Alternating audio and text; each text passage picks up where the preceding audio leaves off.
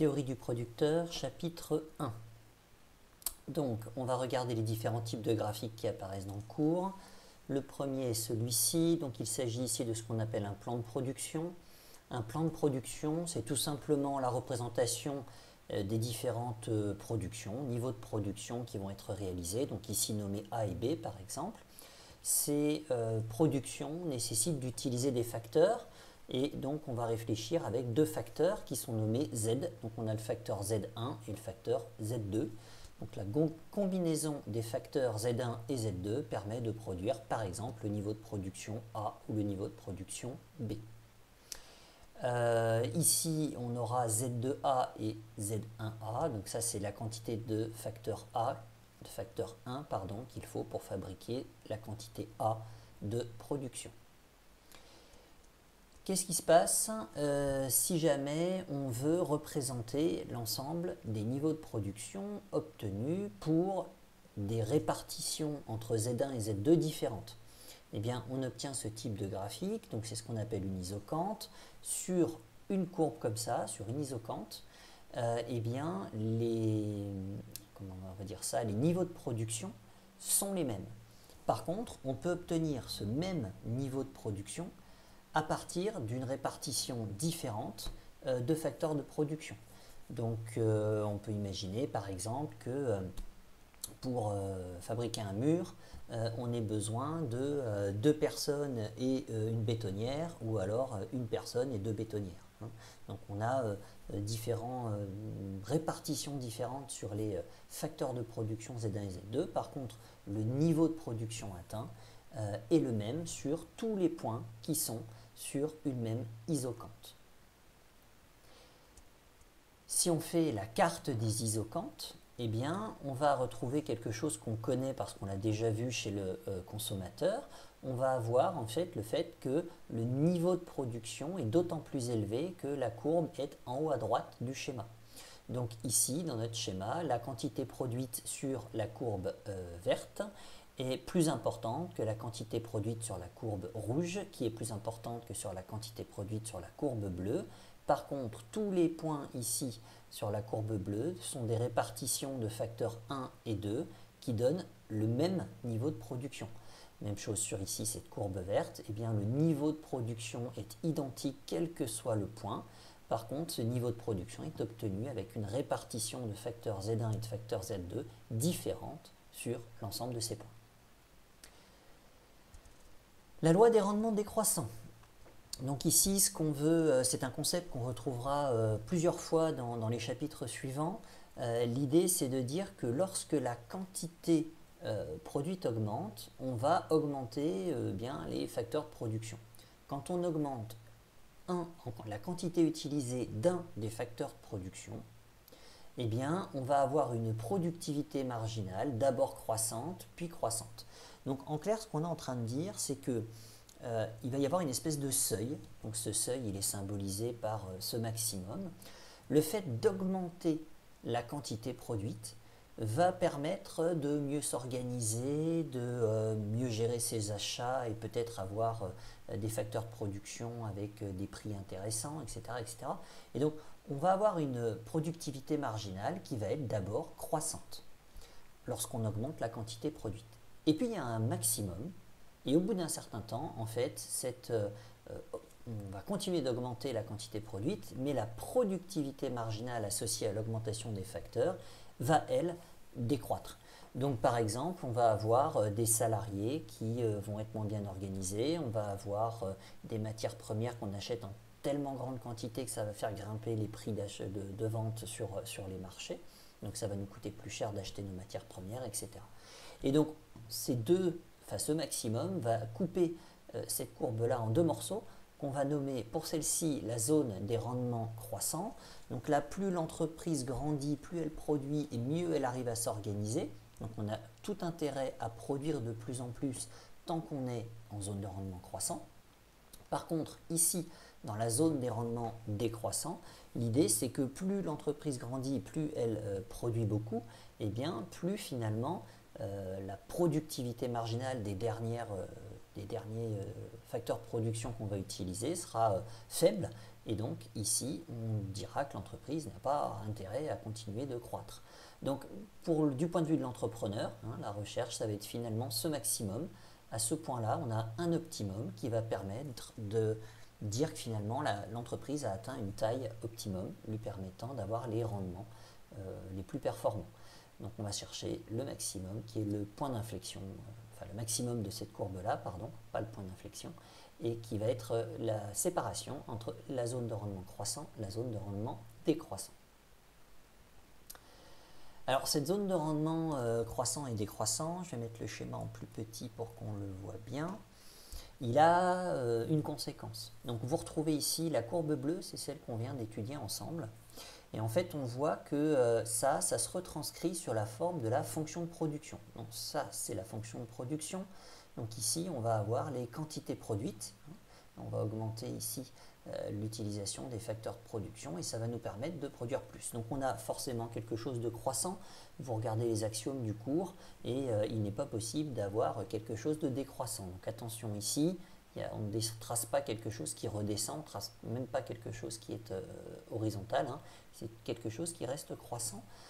Pour autant, on va avoir une forme avec une partie de la courbe qui est d'abord sur la forme d'une exponentielle, et puis ensuite on a la forme d'une racine carrée.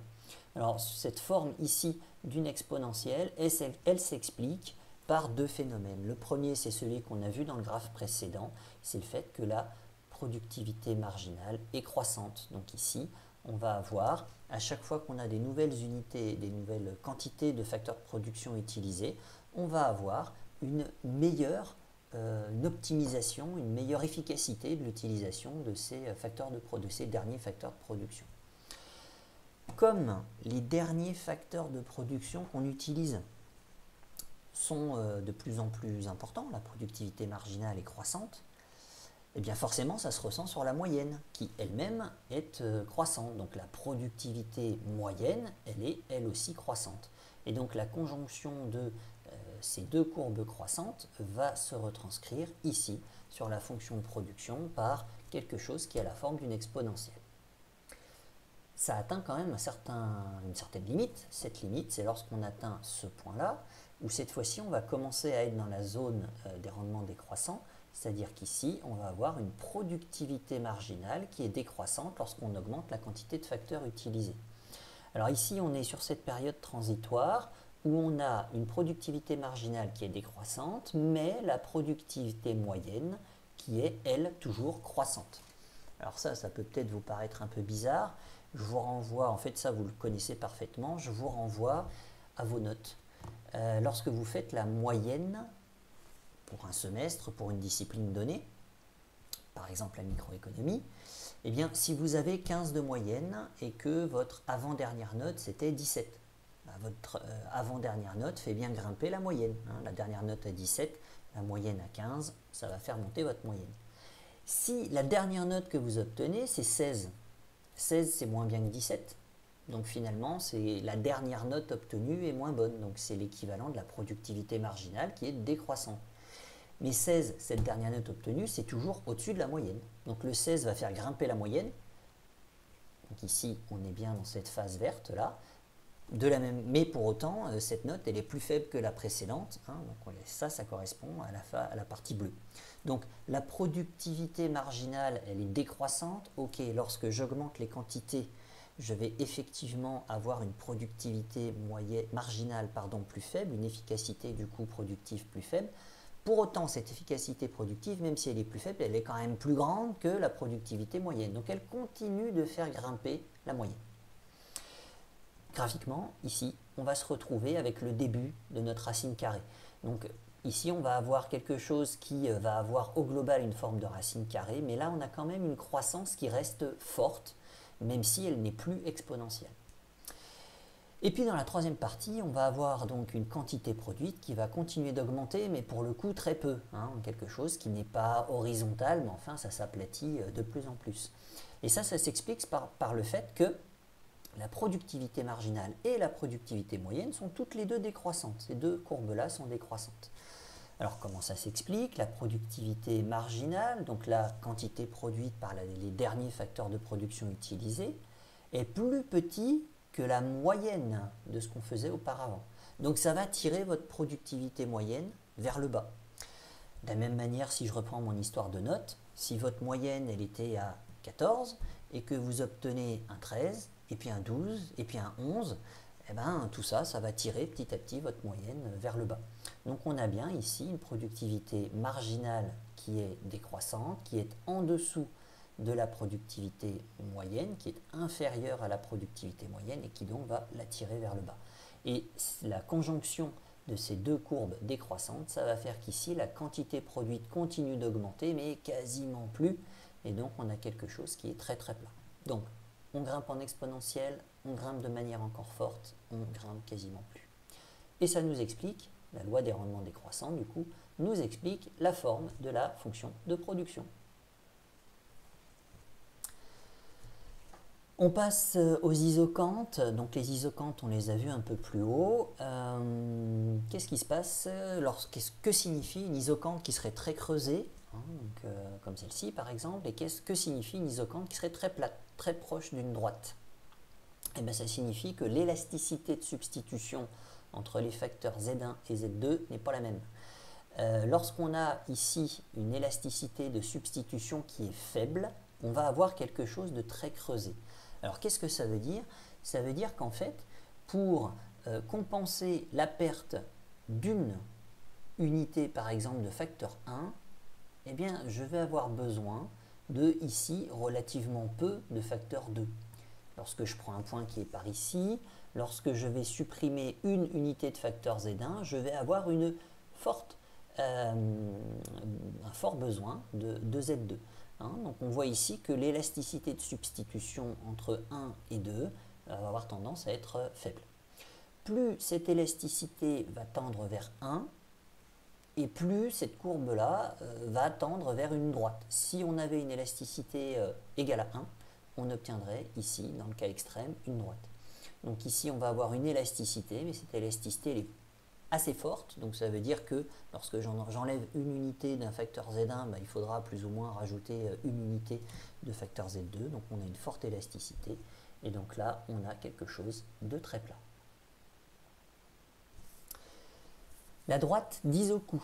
Dans la droite d'Isoku, elle nous permet de visualiser l'ensemble des niveaux de production qui sont atteignables avec le budget dont on dispose.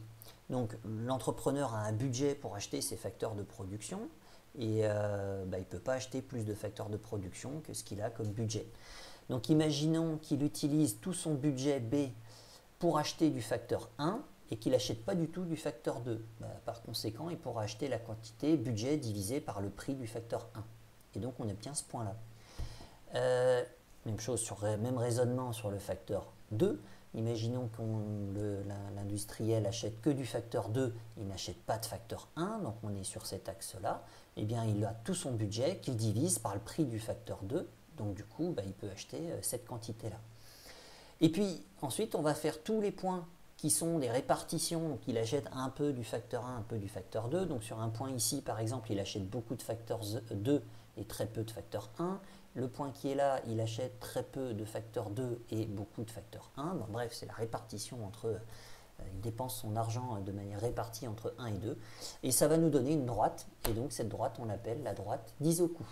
Tout ce qui est à l'intérieur du triangle, ce sont des niveaux de production que le producteur peut faire. Il dispose de suffisamment d'argent pour acheter les matières premières pour faire tous les niveaux de production qui sont dans le triangle. Tout ce qui se retrouve à l'extérieur du triangle, ce sont des niveaux de production, des quantités produites que l'industriel ne peut pas faire, puisqu'il ne dispose pas du budget nécessaire pour acheter les matières premières nécessaires pour atteindre, par exemple, le niveau qui est ici montré à l'écran. Qu'est-ce qui se passe si le budget de production augmente? Donc imaginons que l'entrepreneur, obtient plus d'argent, il y a des actionnaires, il y a une augmentation de capital, donc on a plus de fonds disponibles, il y a une rentrée d'argent quelconque, enfin bref, on ne sait pas d'où vient ce budget, mais on suppose que l'industriel a plus de budget. Eh bien, on va avoir une répartition entre le facteur 1 et le facteur 2 qui ne va pas changer, donc la pente de la contrainte ne va pas bouger. Par contre, plus le budget est grand et plus on peut faire des niveaux de production importants. Donc notre triangle ici, il va grandir et la droite bleue va se décaler vers la droite rouge. Et donc plus on ira vers le nord-est du graphe et plus cela signifiera que le budget disponible pour acheter des facteurs de production est grand. Plus notre droite ici tendra vers 0, plus ça veut dire que le budget pour acheter des matières premières pour pouvoir produire est faible. Qu'est-ce qui se passe si cette fois-ci on a le changement du prix du facteur 1? Donc ici c'est marqué bien, vous corrigerez, hein, c'est facteur de production numéro 1.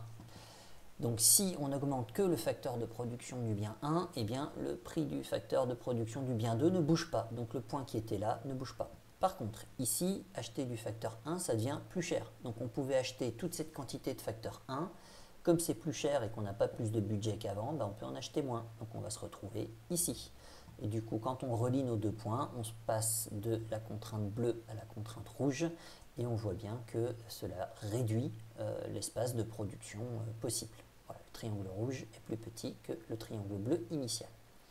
Je n'ai pas fait le graphique, mais vous, intuitivement, vous le faites. Qu'est-ce qui se passe si le prix du facteur Z1 ne bouge pas et que par contre c'est le prix du facteur Z2 qui augmente?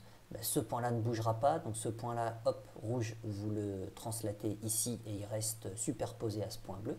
Par contre, on obtiendra une courbe, une contrainte budgétaire qui aura cette forme-là. Ce point-là va être décalé ici. Comme le nouveau prix est plus élevé, ben on peut acheter moins de quantité de facteur Z2. Et par conséquent, si c'est le prix du facteur Z2 qui bouge, notre contrainte deviendrait une droite ici.